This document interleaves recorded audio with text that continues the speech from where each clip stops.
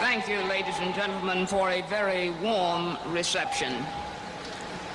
It was 144 years ago that members of the Democratic Party first met in convention to select a presidential candidate.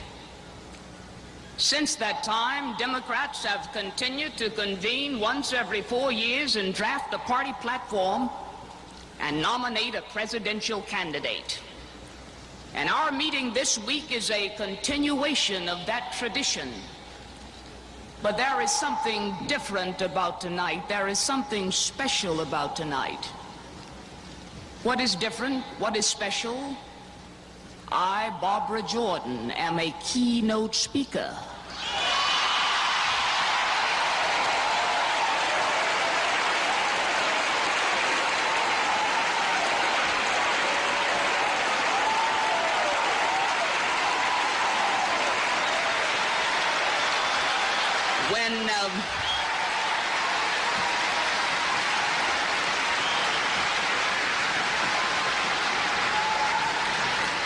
A lot of years passed since 1832, and during that time it would have been most unusual for any national political party to ask a Barbara Jordan to deliver a keynote address. But tonight, here I am. And I feel that notwithstanding the past, that my presence here is one additional bit of evidence that the American dream need not forever be deferred.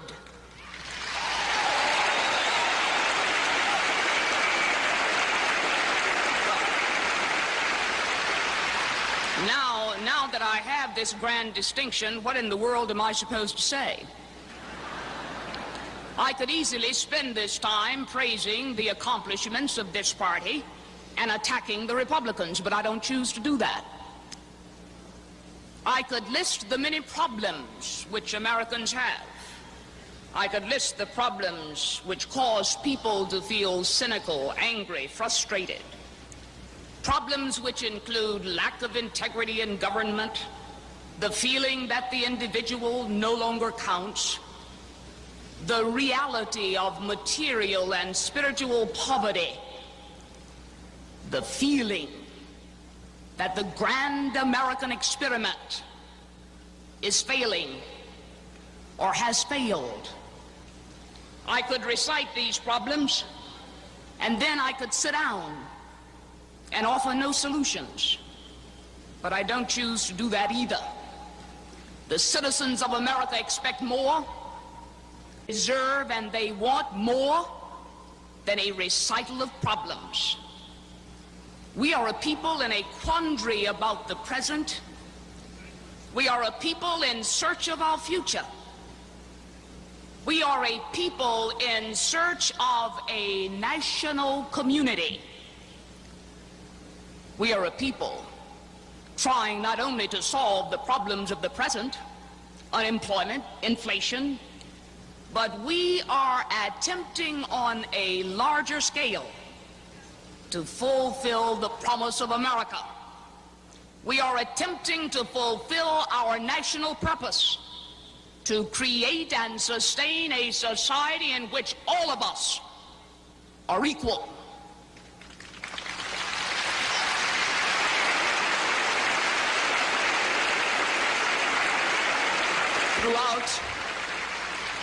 Throughout our history, when people have looked for new ways to solve their problems and to uphold the principles of this nation, many times they have turned to political parties. They have often turned to the Democratic Party. What is it? What is it about the Democratic Party that makes it the instrument the people use when they search for ways to shape their future? Well, I believe the answer to that question lies in our concept of governing. Our concept of governing is derived from our view of people.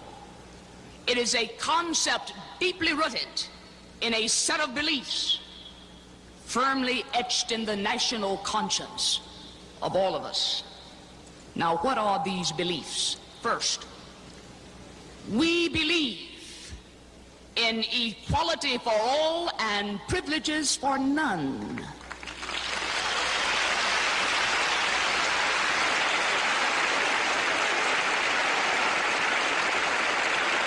This is a belief that each American, regardless of background, has equal standing in the public forum, all of us.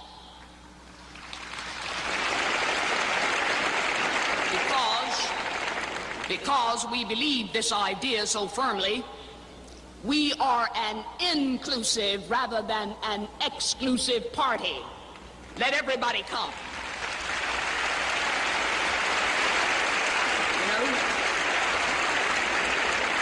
I think it no accident that most of those immigrating to America in the 19th century identified with the Democratic Party. We are a heterogeneous party made up of Americans of diverse backgrounds. We believe that the people are the source of all governmental power, that the authority of the people is to be extended, not restricted.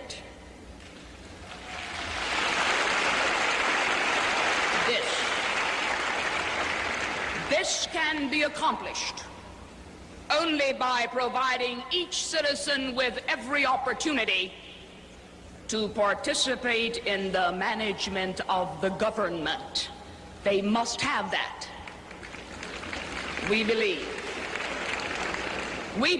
that the government, which represents the authority of all the people, not just one interest group, but all the people, has an obligation to actively, underscore actively, seek to remove those obstacles which would block individual achievement, obstacles emanating from race, sex, economic condition. The government must remove them, seek to remove them. We are a party. We are a party of innovation. We do not reject our traditions, but we are willing to adapt to changing circumstances. When change we must, we are willing to suffer the discomfort of change in order to achieve a better future. We have a positive vision of the future founded on the belief that the gap between the promise and reality of America can one day be finally closed. We believe that.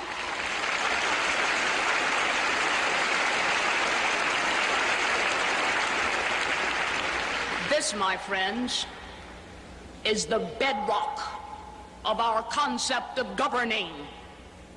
This is a part of the reason why Americans have turned to the Democratic Party.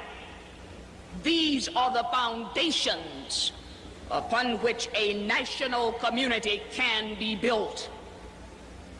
Let all understand that these guiding principles cannot be discarded for short-term political gains. They represent what this country is all about. They are indigenous to the American idea, and these are principles which are not negotiable.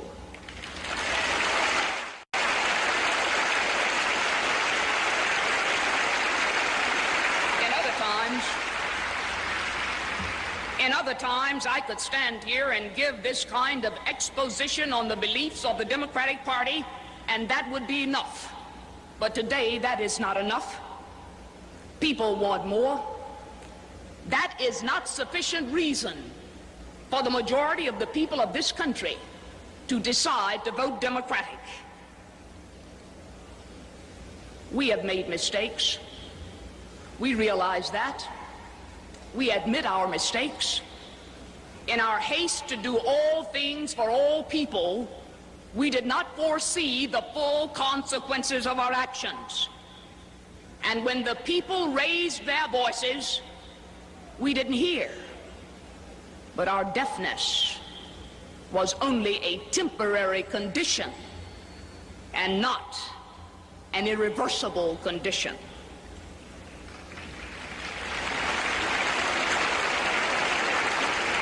Even as I stand here and admit that we have made mistakes, I still believe that as the people of America sit in judgment on each party, they will recognize that our mistakes were mistakes of the heart. They'll recognize that. And now,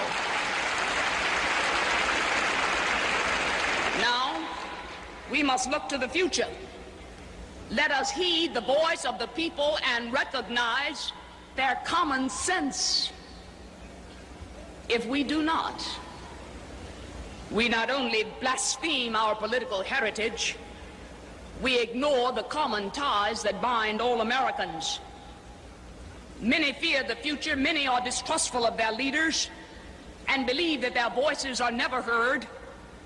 Many seek only to satisfy their private wants, to satisfy their private interests. But this is the great danger America faces, that we will cease to be one nation and become instead a collection of interest groups. City against suburb, region against region, individual against individual, each seeking to satisfy private wants. If that happens, who then will speak for America? Who then will speak for the common good? This is the question which must be answered in 1976. Are we to be one people, bound together by common spirit, sharing in a common endeavor, or will we become a divided nation? For all of its uncertainty, we cannot flee the future.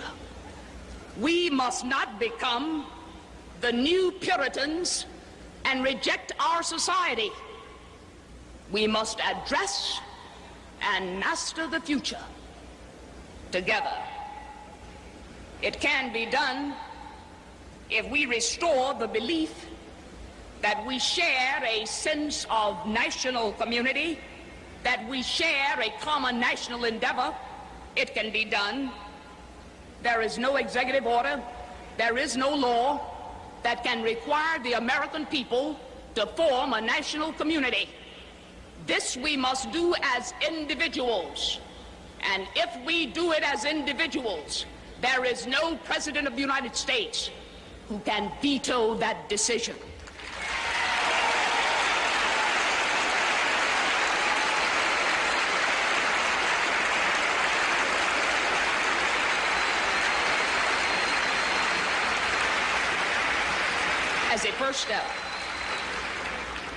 As a first step, we must restore our belief in ourselves. We are a generous people, so why can't we be generous with each other?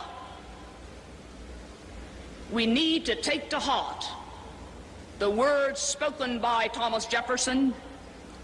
Let us restore the social intercourse. Let us restore to social intercourse that harmony and that affection without which liberty and even life are but dreary things. A nation is formed by the willingness of each of us to share in the responsibility for upholding the common good. A government is invigorated when each one of us is willing to participate in shaping the future of this nation. In this election year, we must define the common good and begin again to shape a common future. Let each person do his or her part. If one citizen is unwilling to participate, all of us are going to suffer. For the American idea, though it is shared by all of us, is realized in each one of us.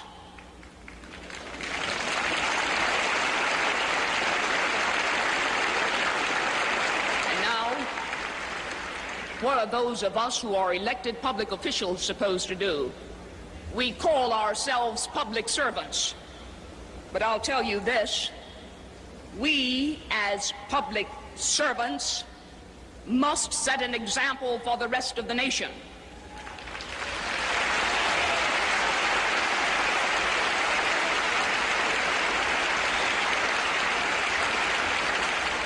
It is hypocritical for the public official to admonish and exhort the people to uphold the common good if we are derelict in upholding the common good.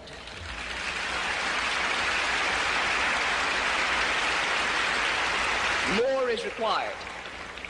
More is required of public officials than slogans and handshakes and press releases.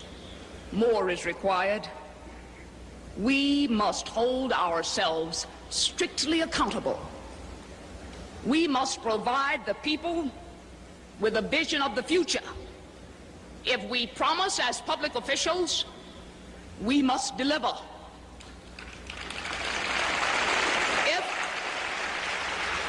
If we as public officials propose, we must produce.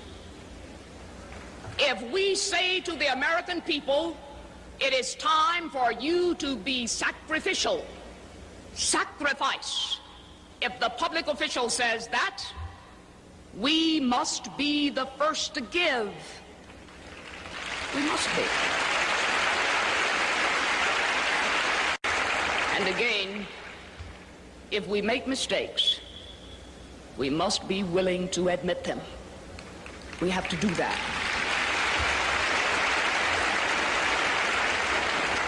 What we have to do is strike a balance between the idea that government should do everything and the idea, the belief, that government ought to do nothing.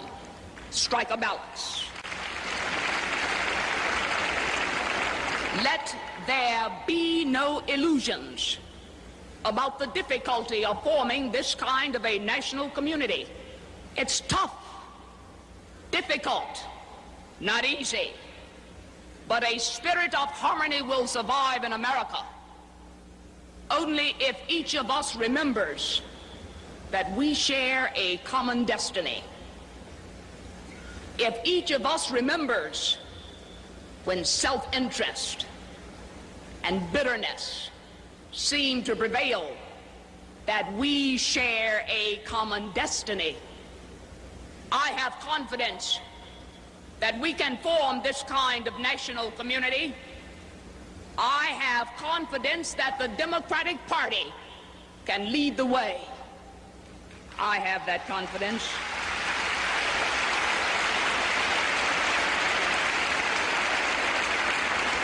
We cannot improve on the system of government handed down to us by the founders of the Republic. There is no way to improve upon that, but what we can do is to find new ways to implement that system and realize our destiny. Now, I began this speech by commenting to you on the uniqueness of a Barbara Jordan making a keynote address. Well, I am going to close my speech by quoting a Republican president. And I ask you that as you listen to these words of Abraham Lincoln, relate them to the concept of a national community in which every last one of us participates. As I would not be a slave so I would not be a master. This